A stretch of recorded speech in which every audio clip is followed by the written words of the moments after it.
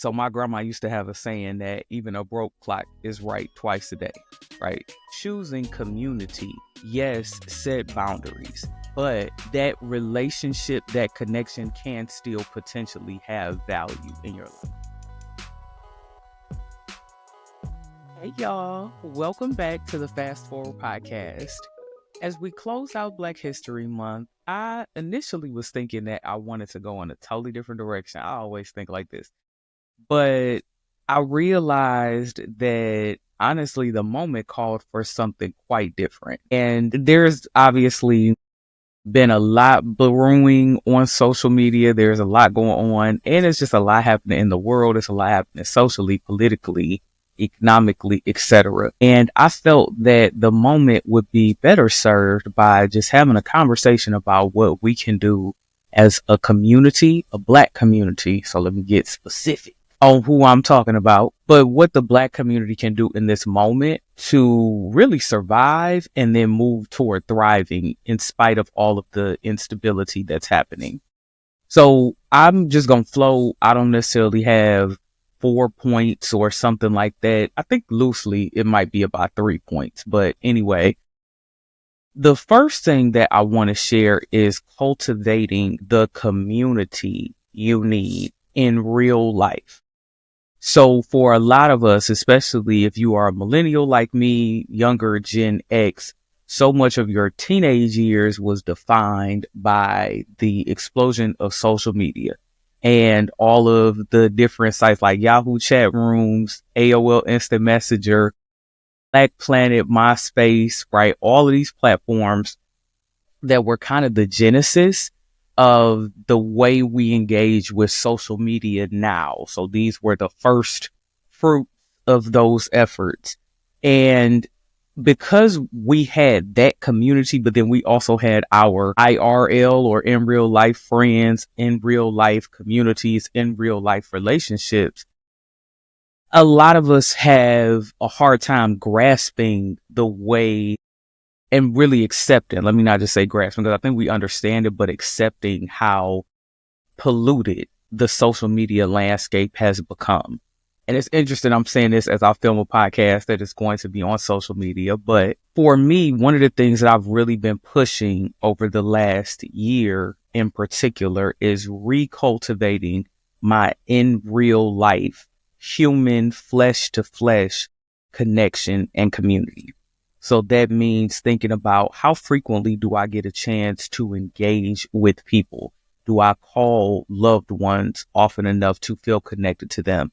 Do I build new friendships in real life where we go places together, where we see each other, where I'm hearing their voices? How often do I get to experience non-sexual intimate touch? So do I get hugs, handshakes? Do I get to sit close to a friend and rub shoulders?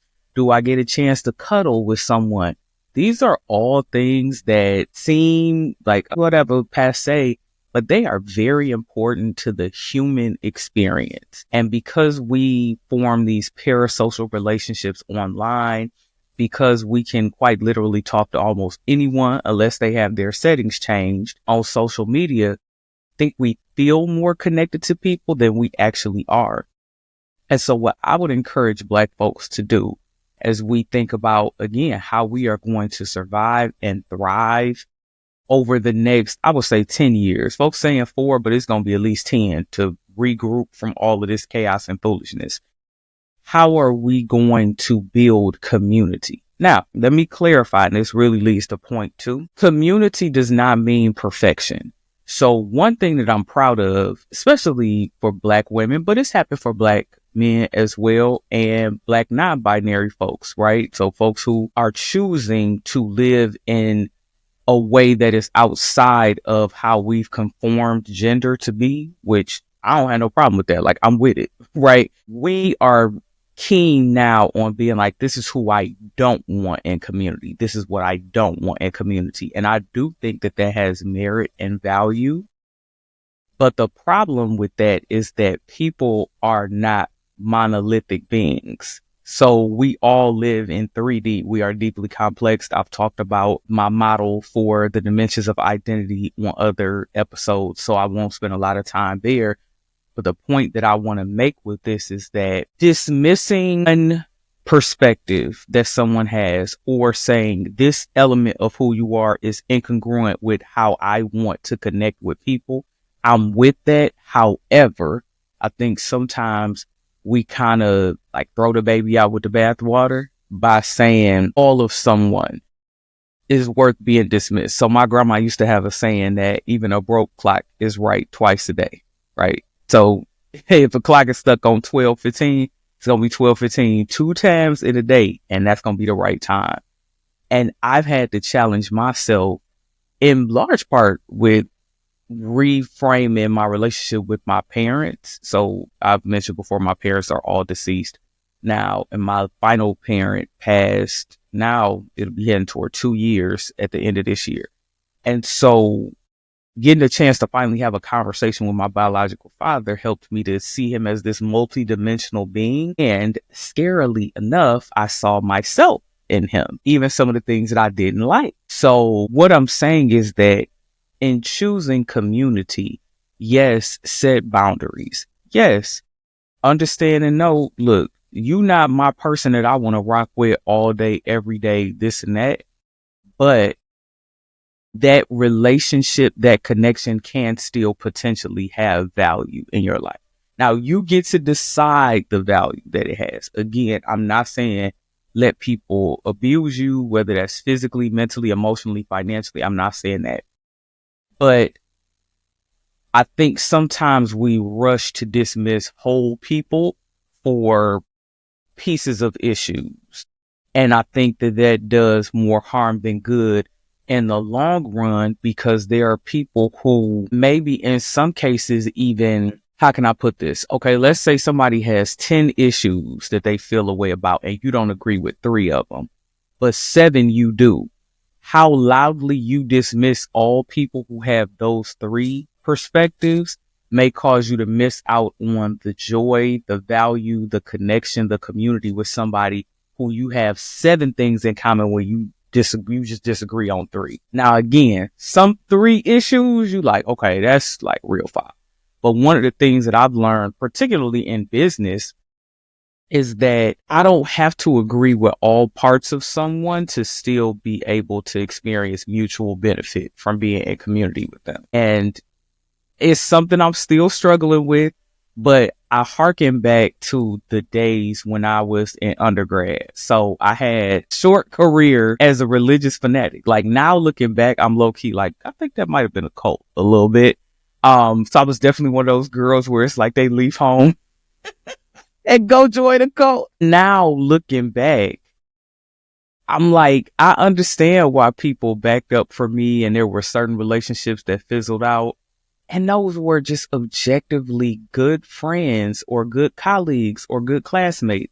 And I hate that I didn't get to build community with them. I hate that in the moment where we could have built true intimacy and connection and community, their lasting memory of me is, first of all, reflection of myself that doesn't even exist anymore, but also the fact that their lasting memory of me is one of disgust or a feeling of hatred, or that I was dismissive of them, or that I didn't respect them as a person, because that's not who I am. And even when I think back to that part of my life, that's not even who I really was then. I was just hurting so bad. And it had nothing to do with that, but that was my outlet for feeling like I had control. And so my way of having control over my own life was to put all of these labels and to be dismissive and judgmental of other people, because that's the only way I could think to regain some sense of empowerment. The hard part about being in community, and this leads to my third point, which is everyone is growing at different rates, ways, different outlets to different destinations. Because everybody is growing in different ways, it can be very, very difficult to gauge how much of a dose you want to take of someone, but also how you want to build real connection with them. And y'all know I played an instrument. I was a trombonist for pretty much most of my childhood, and I was a singer too for a number of years. And the thing about music, especially group music. Solo one is a little different, but in group music, so thinking symphony orchestra, symphony band, jazz bands, choirs, small praise teams, things like that, small singing groups, quartets. The thing about group music is that it relies on you to maintain your individual identity, but only in the context of how it will benefit the group's sound. So there are a couple of concepts in music, whether it's instrumental or vocal music. One of them is blend. And blend is this idea that every individual voice, if it's vocal music, and every individual instrument, if it's instrumental music, has its own natural tone and sound, timbre. And a trombone will never be able to sound exactly like a violin. But when we're playing, especially in moments where we're all like, let's say, holding the same note or a complementary note, or there's a piece where the way the notes are set up, it's playing the same melody, whatever the case may be, it's important that you don't sound too different, because with you sounding too different in the way you play or sing, it will throw off the projection of the sound to the listener. So here's how this shows up. I'm going to do instrumental music first and then vocal music. Again, as a trombone, it's a brass instrument. It's a wind instrument. It sounds a very particular way. So a part of this is placement. Like, you would never sit a trombone player next to a violin player or next to a flute player. You would never sit a clarinet player next to the tuba player. Like, that's just not how you place voices in instrumental music, because again, when you're trying to blend, you're placing people in such a way that when they listen across, so the key to blending is that you're listening across to try to match your tone to the people next to you.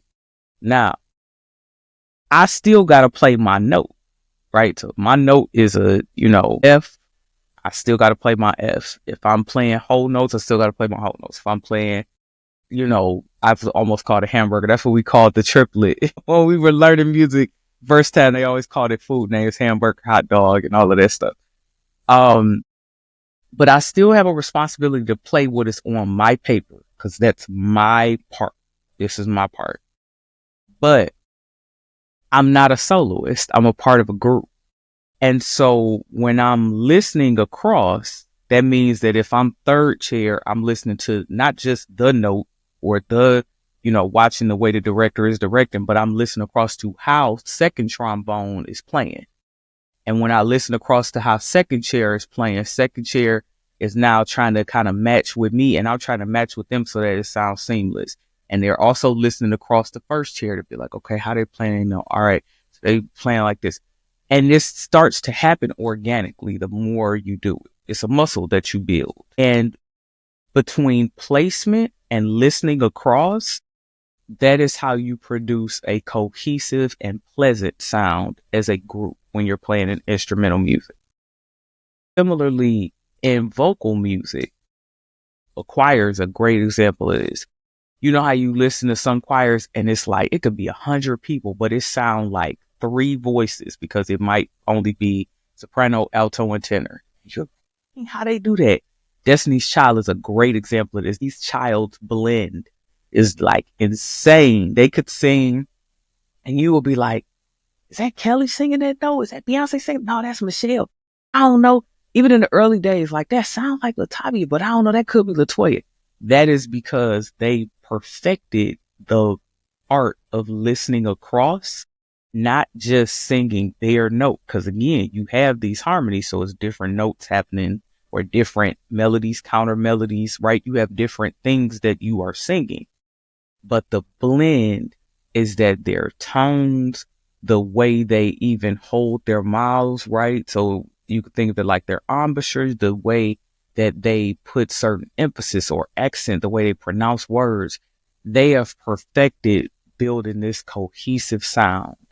And so to the listener, it sounds eerily blended, because they know how to match each other's perfections and imperfection in such a way so that the final sound is like out of this world. And to me, that's what community is. Like, I am learning more and more, especially as I age, to eat the meat and spit out the bones with people. Sometimes, there are tons of things that happen, and I'm like, I don't feel like arguing about this. Like, this is not something that I'm even willing to address, because either I'm like, that person not going to change their mind, or like, it's not that important. And that is especially true online. When I tell y'all I see stuff and keep scrolling all the time, most of what you see me say, it's going to be me getting off a little jokey joke about nostalgic memories from growing up in the 90s. Stuff about music, how much I love something. Sometimes I might give a dissenting opinion about some music. I think I commented something about Layla Hathaway's cover of Anita Baker's song, which I love. But the person was basically saying, like, it's better than Anita's. And I was like, no, it's not. And this is a person who's heard it live, loves the recorded version. Like, it's amazing, but it's not that. And here's why, right? Anita Baker's version was this for that time period, blah, blah, blah. Layla Hathaway's is this. She's this type of singer. Anita Baker is this type of singer.